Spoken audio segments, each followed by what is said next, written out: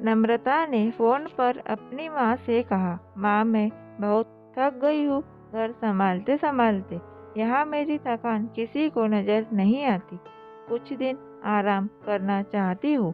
सोच रही हूँ कुछ दिनों के लिए अपने मायके आ जाऊँ। आते हुए अपने बच्चों को भी साथ ले आऊंगी।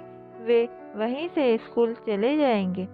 आखिर एक ही शहर में ससुराल और मायका होने का कुछ तो फायदा मिले। पार्वती जी ने दूसरी तरफ से कहा, हाँ बेटा, जब तेरी इच्छा हो आ जाना। आखिर ये तेरा भी तो घर है। ठीक है माँ, तो मैं कल ही आ जाऊंगी। नम्रता खुश होकर बोली, हाँ बेटा, कल आ जाओ, मैं तुम्हारा इंतजार करूंगी। अभी मैं फोन रखती हूँ, मुझे मंदिर भी जाना है। पार्वती जी ने फोन रख दिया और सीधे किचन में गई। किचन में खाना बना रही बहू से बोली, अरे अनुपमा सुनो, कल तुम्हारी ननद आ रही है। आज बाजार जाकर फल सब्जी और मिठाइयाँ लेकर आना। बेचारी मेरी बेटी ससुराल में नौकरों की तरह काम करती है और उस पर कोई ध्यान ही नहीं देता। यहाँ आएंगी तो कुछ दिन रहेंगी, उसका मन और तबीयत अच्छी हो जाएंगी। सास के मुंह से ऐसी बात सुनकर अनुपमा का चेहरा उतर गया। वह मन ही मन सोचने लगी, काश आपको मेरी थकावट भी नजर आती। मैं भी दिन रात झाड़ू पोछा बर्तन खाना बनाना मार्केट जाना और हर वह काम करती हूँ जिससे हमारे परिवार वालों को कोई दिक्कत न हो। काश आप मुझ पर भी ध्यान दे पाती। आपकी बेटी तो जब मन में आता है तब यहाँ आ जाती है, लेकिन मैं साल में एक ही बार अपनी माँ के पास जाती हूँ, तब भी आपको प्रॉब्लम होती है। मैं भी इंसान हूँ, मेरा भी मन है। मुझे भी लगता है अपने माँ के पास जाकर थोड़ा आराम करूं, सुख दुख की दो चार बातें करूं, अपना मन हल्का करूं। भगवान अब तुम ही कुछ करो ताकि मेरी सास की आंखें खुले और उसे मेरी थकावट भी नजर आए। शाम तक भगवान ने जैसे अनुपमा की सुन ली और उसकी ननद का फोन आया। ननद ने अपनी माँ से कहा कि उसकी सास ने उसे मायके आने के लिए मना कर दिया है, इसलिए इस बार वो नहीं आ सकती। पार्वती जी बोली, ऐसे कैसे मना कर दिया? पहले तो कभी वह तुम्हें आने के लिए नहीं रोकती थी, इस बार भला क्या हो गया?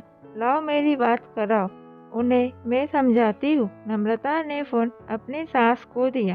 पार्वती जी ने कहा, नमस्कार समधन जी, आपसे कुछ कहना था।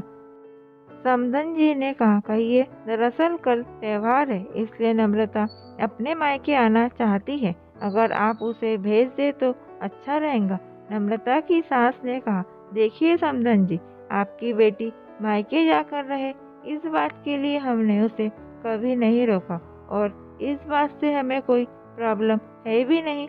कुछ दिनों पहले मैं अपने रिश्तेदार की शादी में गई थी। वहाँ आपकी बहू अनुपमा की माताजी से मिलने का मौका मिला।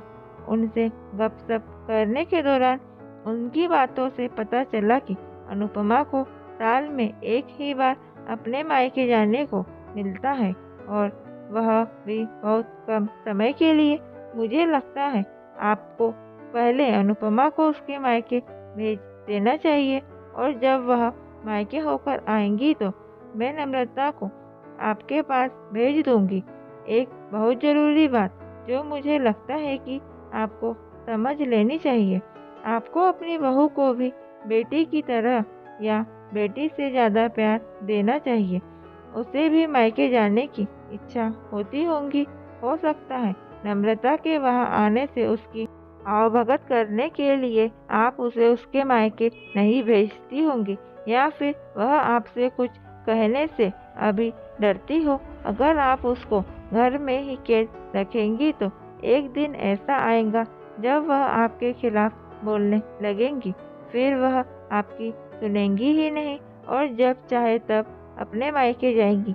ऐसी परिस्थिति आए, इससे अच्छा है कि आप ही कुछ बदलाव अमल में ले आए जिससे आपका रिश्ता और रिश्ते की मिठास खराब न हो।